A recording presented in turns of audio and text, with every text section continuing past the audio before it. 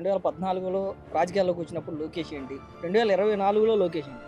ఈ రోజున చూస్తుంటే నిప్పు కణం ఏ విధంగా ఉంటుందో ఆ విధంగా మరి షైనింగ్ రాజకీయాల్లో వ్యక్తిగా కనిపిస్తున్నటువంటి సందర్భం. విద్యార్హతలో ఉన్న వ్యక్తికి అవకాశం వస్తే తానేంటో నిరూపించుకునే సామర్థ్యం ఆయనకుంది. రామకృష్ణారెడ్డి పనిచేసినప్పుడు మంగళగిరి ఏంటి, ఈ 10 నెలల్లో మంగళగిరి ఏంటి? నారా లోకేష్ గారు ఏం సార్ చెప్పింది చేస్తారు, చేసి చూపిస్తారు.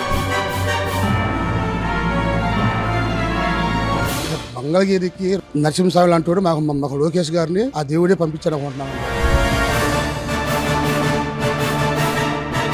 ఏంటి భవిష్యత్తులో లోకేష్ని ఎలా చూడాలనుకుంటున్నారు? చంద్రబాబు నాయుడు గారి తర్వాత సీఎం గారు లోకేష్ గారిని చూద్దామని ఆశ. ఆయన సీఎం అయితే బాగుంటుంది. ముఖ్యమంత్రి చూడాలనుకుంటున్నాం అండి.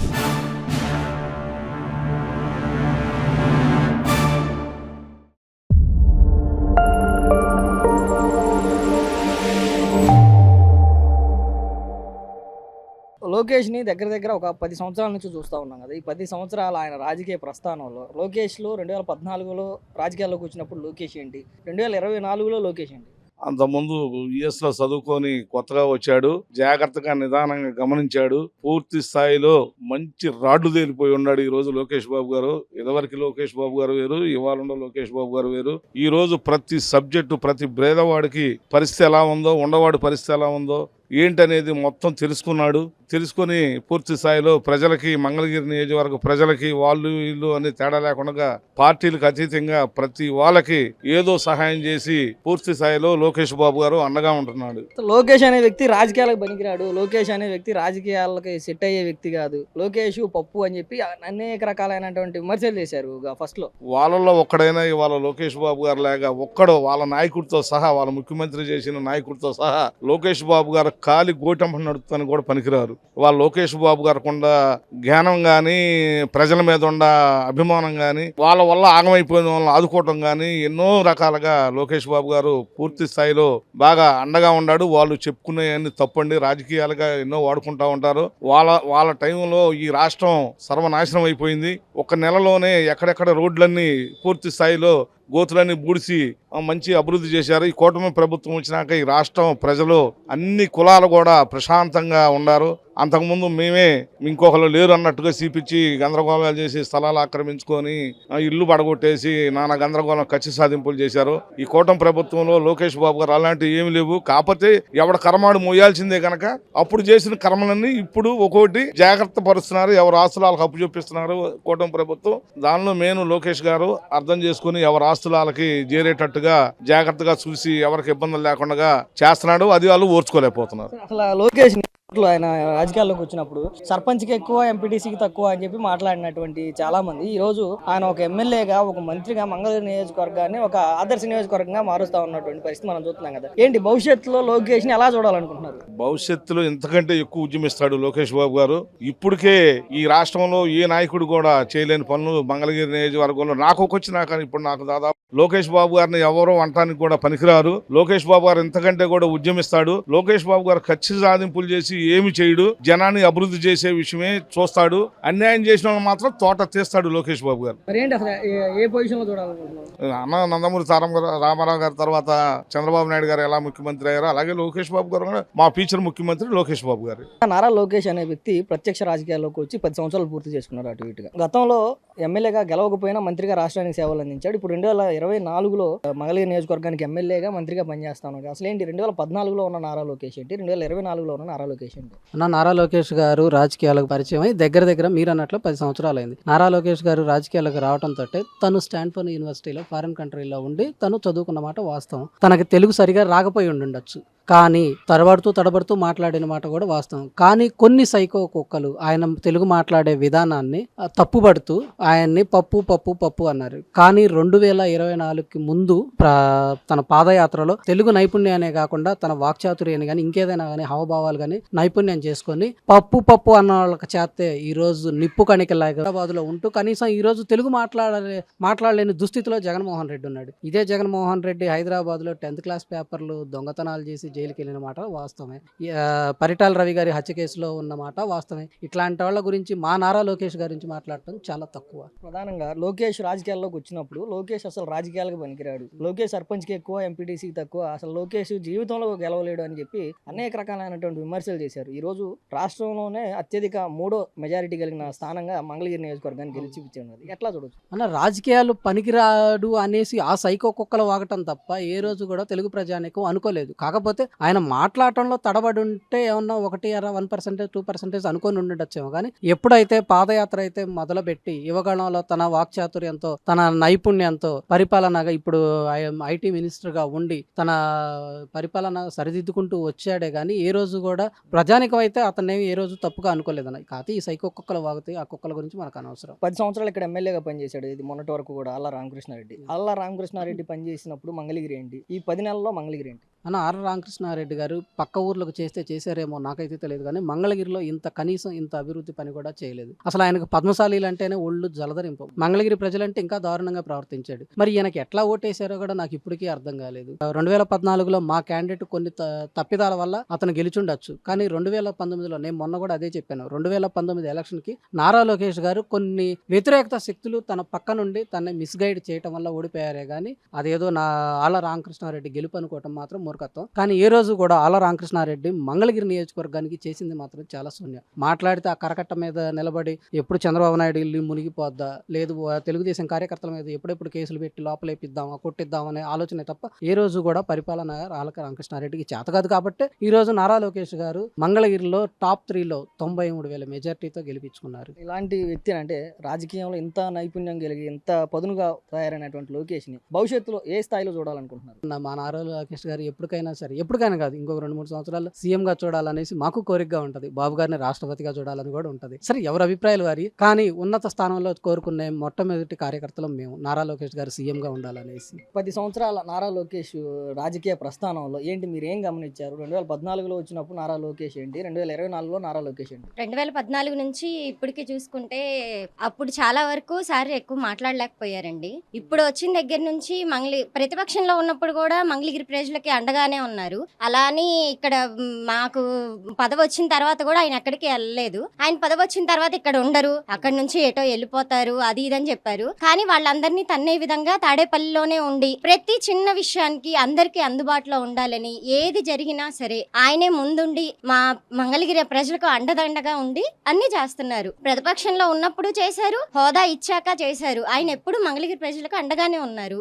ఎప్పుడు విడిగా అయితే లేరు కదండి. ఆయన అంతకు ముందు వాళ్ళు పెట్టిన పథకాలన్నీ వాళ్ళు చేస్తానే వీళ్ళు ప్రతిపక్షంలో ఉండి కూడా ఈయన చేసుకొచ్చారు. మంగళగిరిలో ప్రతి ఒక్కటి సారు అన్ని పెట్టింది. స్త్రీ శక్తి నుంచి మహిళలకు అండ ఉండడం నుంచి స్వర్ణకారులకు కానీ ప్రతిదీ ఆయన పెట్టిందే కదా. అందరూ బాగుండాలి. మెయిన్ మంగళగిరి ప్రజలు నేను గుండెల్లో పెట్టుకున్నాను, వాళ్ళకి ఏ కష్టం వచ్చినా నేను అండగా ఉన్నాను అని చెప్పి లోకేష్ గారు మాకు చాలా వెన్నండే ఉన్నారండి. మంగళగిరిలో ఎవరిని అడిగినా సరే మాకంటూ మా లోకేష్ గారు ఉన్నారు అని చెప్పుకొని మేము గర్వంగా ఫీల్ అవుతున్నాం. 2014లో ఎన్నికల్లోకి వచ్చినప్పుడు నారా లోకేష్ అనే వ్యక్తి రాజకీయాలకు పనికిరాడు, రాజకీయాలు చేయలేడు, తెలుగు మాట్లాడటం రాని వ్యక్తి అసలు ఎమ్మెల్యేగా ఏం గెలుస్తాడు, సర్పంచ్కి ఎక్కువ, ఎంపీటీసీకి తక్కువ అని ఈ విధంగా అనేక రకాలైనటువంటి ఆయన బాడీ షేమింగ్ కూడా చేసినటువంటి పరిస్థితులు చూసాం. మరి ఆ రోజు నుంచి ఈ రోజు లోకేష్ రెడ్ బుక్ తెరిస్తే ఎవరు అరెస్ట్ అవుతారన్న భయం వరకు వైసీపీలో వెళ్ళిపోయారు కదా. దీన్ని ఎలా చూడొచ్చు? అంటే ఫస్ట్ భయపడేది వాళ్లే కదండి. రెడ్ బుక్ లో ఏముంది అనేది వాళ్ళకి తెలియదు. తెలియకుండా మాట్లాడేది ఎవరంటే ఇప్పుడు మాట్లాడే వాళ్ళకి తెలియాలి కదా. వాళ్ళకి ఏమి తెలియకుండా మాట్లాడుతున్నారు అంటే రెడ్ బుక్ ఓపెన్ చేస్తారేమో, ఎవరి పేరు బయటపడిద్దో అని ముందు భయపడి ఏ మాటలు వస్తాయి అని ముందే వాళ్ళు మాట్లాడుతున్నారు కదా. రెడ్ బుక్ లో ఏముంది అనేది సార్కే తెలుసు. అలాంటప్పుడు మీరెందుకు భయపడుతున్నారు? ఎందుకు నెక్స్ట్ మీ పేరు ఉండిద్దనా? భయపడే వాళ్ళంతా నెక్స్ట్ మా పేరు వచ్చిద్దేమో అని చెప్పి విమర్శలు గుప్పించడానికి తప్ప దాంట్లో ఉన్నది అసలుదైతే ఎవరికి ఇది లేదండి. నారా లోకేష్ అనే వ్యక్తి రాజకీయాలకే పనికిరాడు అన్న వ్యక్తిని ఈ రోజు రాష్ట్రంలో 3వ అత్యధిక మెజారిటీ కలిగిన నియోజకవర్గంగా మంగళగిరిని గెలిపించారు కదా. ఏం చూసి గెలిపించారు లోకేష్? ఇప్పుడు నుంచి కాదు కదండి, ప్రతిపక్షంలో 2014 నుంచి కూడా మంగళగిరిలోనే ఉన్నారు. మంగళగిరి ప్రజలకు అండగానే ఉన్నారు. ఏ పథకం పెట్టినా ఆయన అందరికీ నేనున్నాను అని వెన్నంటే నిలబడి మీరేది చేసినా సరే నేనున్నాను అన్న ముందుకు తీసుకెళ్లి అందరికీ ప్రోత్సాహం ఇచ్చారు. ఆ మహిళలకే గాని మాకు చిన్న కష్టం వచ్చింది మీరు ఆదుకోండి చేయండి అన్న అని లోకేష్ గారి దగ్గరికి వెళ్తే ఆ సమస్య తీరకుండా ఎవరు బయటకైతే రాలేదండి. మంగళగిరి ప్రజల్ని ఆ విషయం ఎవరు ఏది అడిగినా కూడా చెప్తారు. అది ప్రతి ఒక్కళ్ళు ఏం మాట్లాడారు, మీరు హోదా ఇవ్వగానే వెళ్ళిపోతారు, ఇక్కడైతే ఉండరు, ఎవరికి ఇది అవ్వదు అన్నారు. మరి అందరికంటే కూడా ఇప్పుడు ఆయనే వచ్చి చేస్తున్నారు కదా. ఇప్పుడు చూస్తున్నాము ఇళ్ల పట్టాలు ఇస్తున్నారు. మార్నింగ్ 7కి వచ్చి ఈవినింగ్ 7 వరకు ఉండి మరీ చేస్తున్నారు. ఆయన ఒక్కరే స్టాండ్ తీసుకొని మరి ఇంతగానం చేశారంటే ఇంకా ముందు ముందు ఇంకా ఎన్ని చేస్తారనేది మా ఫీలింగ్ అండి. మీరు చేసే వ్యక్తిని మీరు ఏ స్థాయిలో చూడాలనుకుంటున్నారు రాబోయే రోజు? మాకైతే సీఎం గా చూడాలని ఉంది. సార్ని ఇంకా మంచి మంచి పొజిషన్స్ లో ఉండి మాకు మా పిల్లలకి అండగా ఉండాలని కోరుకుంటున్నాం. అన్న, మంత్రి నారా లోకేష్ రాజకీయ ప్రస్థానం మొదలై దగ్గర 10 సంవత్సరాల పైనే అవుతాం. ఈ 10 సంవత్సరాలు అనేక రకాలైనటువంటి ఒడిదుడుకులను చూసాం, ఆయన పైన వచ్చినటువంటి విమర్శలను చూసాం కదా. 2014లో రాజకీయాల్లోకి వచ్చినప్పుడు లోకేష్ దద్దమ్మ పప్పు రాజకీయాలకు పనికిరాడు, జీవితంలో గెలవడాడు అని చెప్పి అనేక రకాలైన విమర్శలు చూసాం. 2024కి వచ్చేసరికి టీడీపీ విజయంలో ప్రధాన పాత్ర పోషించారు. ఏంటి ఈ ప్రస్థానం ఎలా చూడొచ్చు? అయితే ఏ రోజు కూడా ఓడిపోయాను అని నిరుత్సాహపడాల, నిలబడి మంగళగిరిని మళ్ళీ అన్ని రకాలుగా అన్ని విధాలుగా ఆదుకొని స్త్రీ సంక్షేమ పథకం, కుట్టు మిషన్, ఎస్సీ ఎస్టీ మైనార్టీ అందరం ఒకేలాగా చూసి ఒక రకంగా అందరం ఒకలాగా చేసి నిరుద్యోగులకు కూడా ఐటీ కంపెనీలు తీసుకొచ్చి ఉద్యోగం కల్పించడం. ఆయన ప్రతిదీ, ఇంకొక విషయం, ఆయన చెప్పిన ప్రతిదీ కూడా మాటిచ్చి మడం తిప్పాం. ఈ మాటిస్తే దాన్ని నిలబడి కట్టుబడి ఉన్నాడు. ఏ రోజు కూడా వెనక్కి దడిసి వెనక్కి వెళ్ళటం అటువంటి ఏం లేవు. నారా లోకేష్ గారు ఏదైనా చెప్పింది చేస్తారు, చేసి చూపిస్తాడు. అంతే దద్దమ్మ మాటలలాగా ఎవరెవరో వచ్చి అలాగన్నారు ఇలా చేశారు ఒకళ్ళ మాటలు వినిపించుకోవడం ఇటు విని వదిలేస్తాడు. ఆయన మైండ్లో ఉన్నదే చేస్తారు. రెడ్ బుక్ అనేది ఆయన గారే తయారు చేశారు. సో దాంట్లో ఉన్నది ఆయన మైండ్లో ఉన్నది దాంట్లో ఉంటుంది. ఎవరి వల్ల కాదు, దాన్ని కనిపెడతాం కాదు. చాలా మంది ఆ రెడ్ బుక్లో ఏముందో ముందుగా భయపడి పారిపోయే చాలా మంది ఉన్నారు, ఆల్రెడీ పరారులో ఉన్నారు. తప్పు చేయని వాళ్ళు నిలబడాలి, తప్పు చేశారు కాబట్టి పరారు అయిపోయారు. అంటే మీకు ఇన్ని చెప్పారు కాబట్టి లోకేష్ గురించి, అసలు ఏంటి లోకేష్ని రాబోయే రోజుల్లో ఎలాంటి రాజకీయాల్లో ఎలాంటి స్థాయిలో చూడాలి? నేనైతే నా మనసులో ఆలోచన అయితే ఏంటంటే చంద్రబాబు నాయుడు గారి తర్వాత సీఎం గారు లోకేష్ గారిని చూద్దామని నా ఆశ. సో ఆయన అనటం వల్ల అంటే పిల్లల భవిష్యత్తు బాగుంటుంది, మన ఆంధ్రప్రదేశ్ బాగుంటుంది. ఇన్ని రోజుల వరకు కూడా మంగళగిరి అనేది ఎక్కడో ఒకటనేది, ఈరోజు మంగళగిరి అనేది ఒక ప్రశ్న అయింది. మంగళగిరి రాజధాని ఎక్కడ పెడతారు, మీ రాజధాని ఏంటి పరిస్థితి అడిగేదాకా వెళ్ళింది. మీ రాజధాని ఉన్న లీడర్ డైనమైట్ లీడర్ అని చెప్పి చాలామంది చెప్పుకునే రోజులు వచ్చినాయి. వాళ్ళ అంతకుముందు ప్రభుత్వంలో ఏముంది, మీకు 3 రాజధానులు అక్కడోటి ఇక్కడోటి అన్నారు, ఏమైంది ఎంతవరకు ఎవరైనా చేయలేదు అన్న కాడి నుంచి మీ రాజధానిలో ఉన్న లీడర్ మంచి లీడర్ అనే కాడికి వచ్చింది. అన్న, ఈ మంగళగిరి నియోజకవర్గ ఎమ్మెల్యే నారా లోకేష్ రాజకీయాలకు వచ్చి దగ్గర 10 సంవత్సరాల కాలం పూర్తవుతున్నట్టు ఇటుగా. ఈ 10 సంవత్సరాల్లో అనేక రకాలైనటువంటి విమర్శలు ఆయన పైన చూసాం, ఆయన పాదయాత్రలు చూసాం, రాజకీయ ప్రసంగాలు చూసాం కదా. 2014లో వచ్చినప్పుడు నారా లోకేష్ ఏంటి, 2024 ఎన్నికలకి నారా లోకేష్ ఏంటి? సార్ లోకేష్ గారు ఫస్ట్గా 2013 మేలో యువజన విభాగం ద్వారా రాజకీయాల్లోకి స్టార్ట్ అయ్యారు, ప్రత్యక్ష రాజకీయాల్లోకి. తర్వాత వచ్చేసి 2017లో ఎమ్మెల్సీ ఎన్నికల ద్వారా మనకి రాజకీయాల్లోకి వచ్చారు. మా మంగళగిరి నియోజకవర్గానికి వచ్చేసి 2019 నుంచి స్టార్ట్ అయ్యారు. ఈ 2019 నుంచి కూడా ఎన్నో సంక్షేమ పథకాలు చేశారు సార్. చనిపోయిన వాళ్ళకి మట్టి ఖర్చులు కానివ్వండి, పిల్లలకి పట్టుబట్టలు పెడతాం, లేని వాళ్ళకి మంగళసూత్రం ఇవ్వటం, టిఫిన్ బళ్ళకి కానీ అన్ని చాలా సంక్షేమ పథకాలు చేశారు. దగ్గర 23 సంక్షేమ పథకాలు ఉన్నాయి, అవన్నీ బాగా అమలు చేశారు. అంటే అసలు నారా లోకేష్ రాజకీయాల్లోకి వచ్చినప్పుడు ఏదైతే తండ్రి పేరు చెప్పుకొని వచ్చాడని చెప్పారు కొంతమంది అన్నారు, తెలుగు మాట్లాడటం రాదన్నారు, రాజకీయాలకు పనికిరాడు అన్నారు, జీవితంలో ఎమ్మెల్యేగా కూడా వెళ్ళలేరన్నారు. మరి ఈరోజు రాష్ట్రంలో 3వ అత్యధిక మెజారిటీ కలిగిన నియోజకవర్గంగా మంగళగిరి నిలబెట్టారు. ఏం చూశారు లోకేష్? అసలు ఆయన ఫస్ట్ వచ్చినప్పుడు తెలుగు సరిగ్గా మాట్లాడని చాలా హేళన చేశారు. ఆ పాదయాత్ర వరకు చాలా వరకు అందరికి క్వశ్చన్స్ అన్నిటికీ కూడా సమాధానం చెప్పారు. ఎవరైతే హేళన చేశారో ఇప్పుడు వాళ్ళందరూ కూడా ఓడిపోయి ఇంటికాడికి వచ్చినారు. ఏదైతే జగన్మోహన్ రెడ్డి చూసుకొని విర్రవీగాడ 150 నుంచి 11కి 60,000 మెజారిటీ నుంచి 36,000 మెజారిటీకి పడిపోయాడు. ఆయన మా లోకేష్ గారిని అంత స్థాయి కాదు, అంత రేంజ్ కూడా లేదు. ఇప్పుడు ఆయన ఇంకేదైనా వేరే మార్గం చూసుకోవడం బెటర్. ఏం చూసారంటే నారా లోకేష్ని 90,000 పైచీలకు 93,000 పైచీలకు ఓట్ల మెజారిటీతో మంగళగిరి నియోజకవర్గ ప్రజలు ఎందుకు గెలిపించుకున్నారు, ఏం చూసి గెలిపించారు? అసలు మంగళగిరి నియోజకవర్గం చూసుకుంటే ఆర్కే గారు గెలిచింది 5,000 మెజారిటీ ఓటు. తర్వాత వచ్చేసి సిపిఎం ద్వారా ఒక 15,000 మెజారిటీతో మంగళగిరి గెలిచారు. ఇంతవరకు ఎవరు కూడా 90,000 మెజారిటీ అనేది అసలు టచ్ అవ్వాలి. ఆయన అంత ఓన్ చేసుకున్నాం కాబట్టి మేము బాగా చూసాం. మరి ఏంటి భవిష్యత్తులో ఏ స్థాయిలో చూడాలనుకుంటున్నారు నారా లోకేష్? ఆయన సీఎం అయితే బాగుంటుందండి. చంద్రబాబు నాయుడు గారి తర్వాత ఆ స్థానంలో ఉంటేనే, ఆయన ఇప్పుడు ఈ పొజిషన్లో ఉంటేనే మనకి మా కార్యకర్తలు కానివ్వండి చాలా మందిని చాలా ఆప్యాయంగా పలకరేని కానీ చాలా బాగా రిసీవ్ చేసుకుంటారు. అది సీఎం అయితే ఇంకొంచెం బాగుంటుందండి. ఈ గత 10 నెలల కాలంలోనే చూస్తున్నాం మనం, ఎన్నో మంచి పనులు చేశారు, బాగా చేశారు. లోకేష్ని 2014 నుంచి ఎన్నికల్లో చూస్తా ఉన్నాం, రాజకీయాల్లో చూస్తా ఉన్నాం కదా. ఏంటి లోకేష్ 2014లో రాజకీయాల్లోకి వచ్చినప్పుడు నారా లోకేష్ ఏంటి, ఈరోజు 2024 ఎన్నికల తర్వాత నారా లోకేష్ ఏంటి? నారా లోకేష్ బాబు గారు రాజకీయాల్లోకి రావడం అనేది ఈ నియోజకవర్గంలోని ప్రజలు కూడా కాకుండా యావత్ ఆంధ్రప్రదేశ్ మొత్తం కూడా ఆయన యొక్క రాజకీయ విఘ్నత అనేది ఏ విధంగా ఉంటుందో నాటి నుంచి నేటి వరకు కూడా చూస్తూనే ఉన్నాం. ఆ రోజుల్లో తెలియనటువంటి అమాయకులు, మూర్ఖులు, అవివేకులు మాట్లాడినటువంటి సందర్భం ఏంటంటే ఆయన ఏదో రాజకీయాలకి పనికిరాడన్నంత విధంగా మాట్లాడారు. కానీ నేడు మరి తెలుగుదేశం పార్టీకి దిశని రాజకీయ చతురతతో ఏ విధంగా ముందుకు వెళ్తుందో ప్రతి ఒక్కరూ గమనిస్తున్నటువంటి విధానం. ఎంతో మంది మేధావులు కూడా ఆయన యొక్క రాజకీయ ఈ విఘ్నత ఏ విధంగా ఉంది, పెద్దలతో ఉన్నటువంటి సంస్కారం కానీ మరి రాజకీయాల్లో మరి రోజు రోజుకి దినదినాభివృద్ధి ఈ నియోజకవర్గ ప్రజల్ని చూసుకుంటూ రాష్ట్రంలోనే ప్రజలకు కూడా మరి ఆయన యొక్క పాత్రను పోషిస్తున్నటువంటి విధానం చాలా గొప్పది. 2014లో నారా లోకేష్ రాజకీయాల్లోకి వచ్చినప్పుడు అసలు ఆయనకి తెలుగు రాదన్నారు, మాట్లాడటం రాదన్నారు, పప్పు అన్నారు, అసలు రాజకీయాలకు పనికిరాడన్నారు, సర్పంచ్కి ఎక్కువ, ఎంపీటీసీకి తక్కువ అని చెప్పి మాట్లాడినటువంటి వారికి ఈరోజు ఆయన ఒక ఎమ్మెల్యేగా, ఒక మంత్రిగా ఆయన పనితీరు అప్పటికి ఇప్పటికీ ఆయన వచ్చినటువంటి మార్పులు ఏంటి? ఆయనకి అప్పట్లో భాష ప్రాబ్లం ఉన్నది మాత్రం వాస్తవం.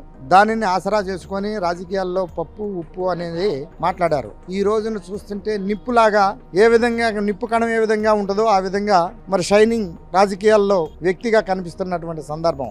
అవివేకులు, మూర్ఖులు మరి దాదాపు రాజకీయాల్లో ఆయనకంటే ముందున్నటువంటి వాళ్ళందరూ కూడా ఎందుకు పనికిరాని సుంటలాగా మాట్లాడిన తీరులాగా నేను భావిస్తున్నాను.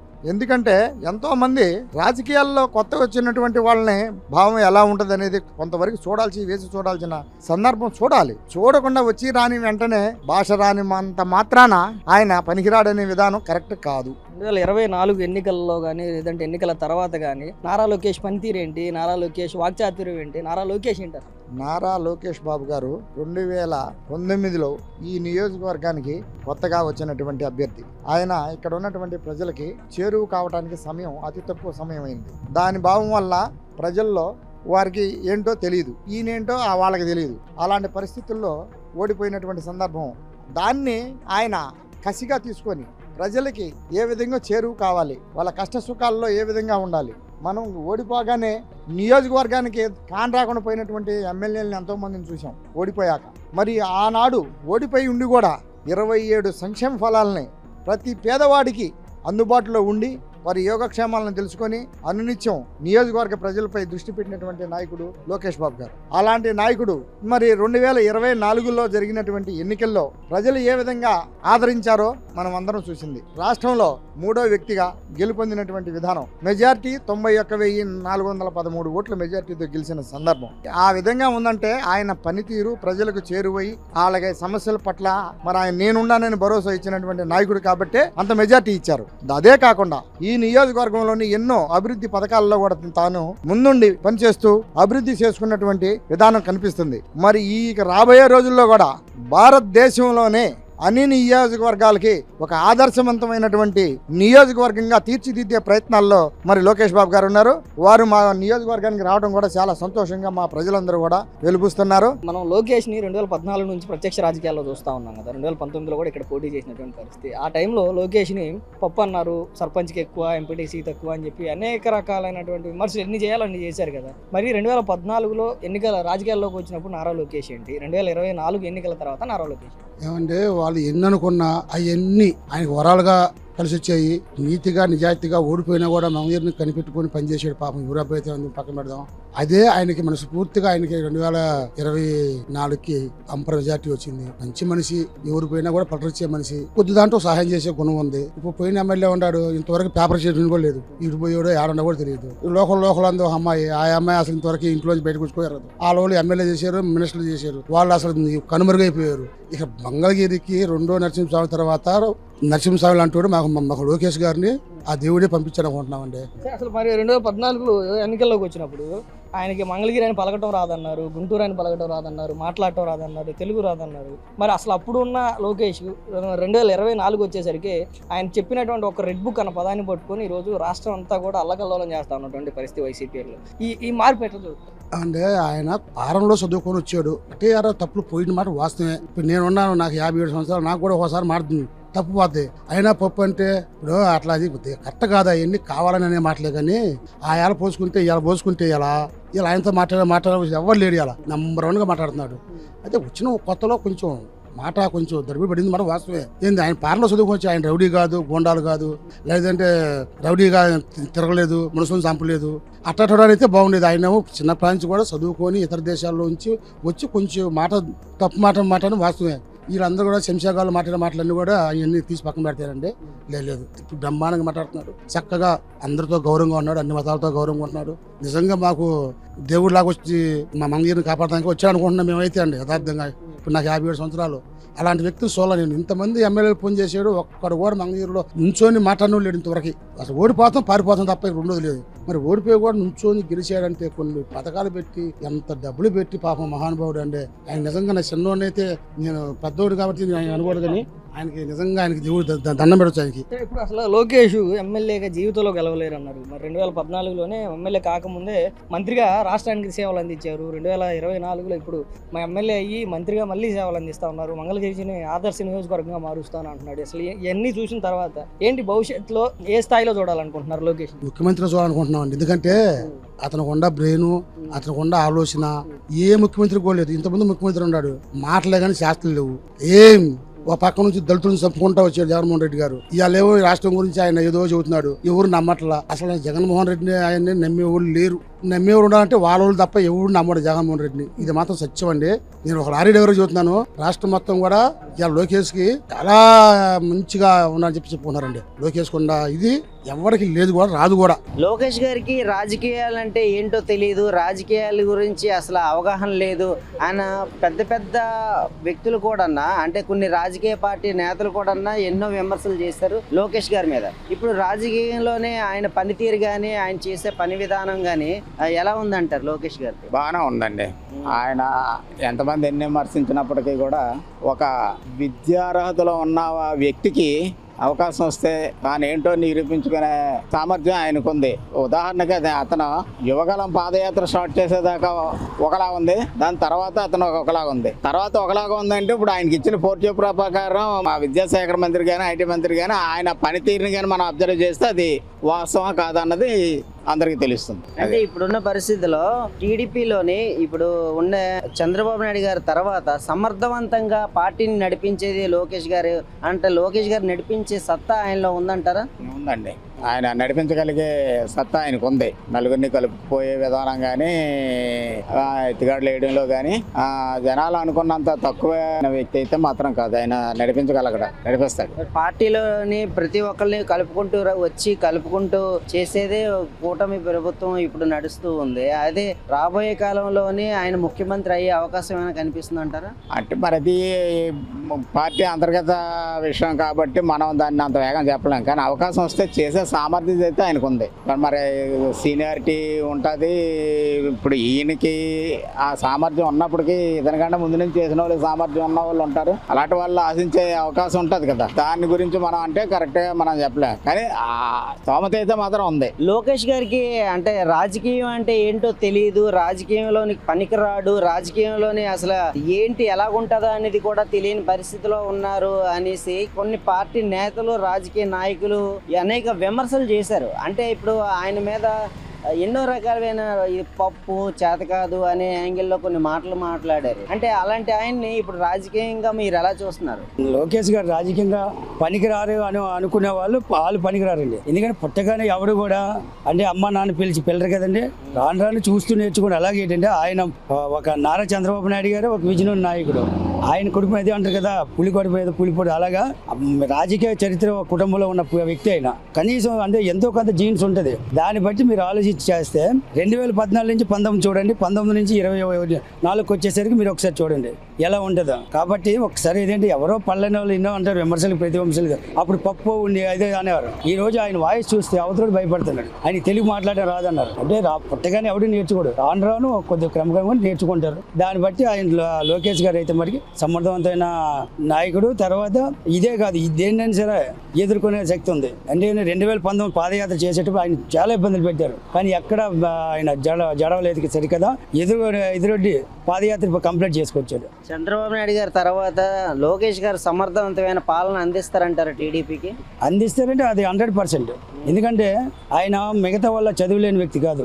ఏదో 10th చదువుకోలేదు, ఇంటర్మీడియట్ చదువుకొని నాన్నగారి పేరు చెప్తే ఏదో దొంగ చాట్ని ఏదో సంపాదించుకొని ఆ డబ్బు చేసుకోవడం కోసం వచ్చి పార్టీ పెట్టే వ్యక్తి కాదు, లేదా అలాంటి వ్యక్తి కూడా కాదు ఆయన. కాబట్టి ఆయన చదువుకున్నది యుఎస్ఏ అమెరికాలోను స్టాన్ఫోర్డ్ యూనివర్సిటీలో చదివాడు. తర్వాత వాళ్ళ కుటుంబం అటు అమ్మగారి సైడ్ కానీ ఇటు నాన్నగారి సైడ్ చూసినా వాళ్ళ కుటుంబం కూడా రాజకీయ పరంగా ఒక చరిత్ర ఉన్న కుటుంబం. ఆయన కూడా ఈ రాజకీయాల్లో అంటే చంద్రబాబు నాయుడు గారు తదనంతరం పార్టీని నడిపించగలరు, సమర్థవంతంగా అందరినీ కూడా ఒక తాటి మీద తీసుకొచ్చి కలుపుకొని వెళ్ళగలరు. ఆయన మీద అయితే 100% నమ్మకం ఉంది. ఇప్పుడు ఉన్న కూటమి పాలన తర్వాత ముఖ్యమంత్రిగా అయ్యే అవకాశం ఉందంటారా లోకేష్ గారు? బాబు గారు ఉన్నంత వరకు బాబు గారికి అయితే ఇది లేదు. తర్వాత తదనంతరం ఏంటి పార్టీలు ఎవరి వారికి ఇదైన తర్వాత మరి లోకేష్ గారే ఉన్నారు.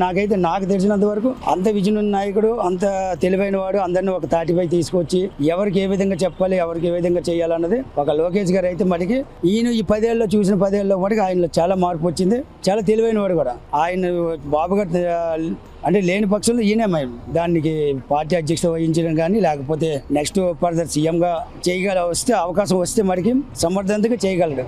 అందులో అయితే 100%, 100కి 200% గ్యారంటీకి చెప్పగలం.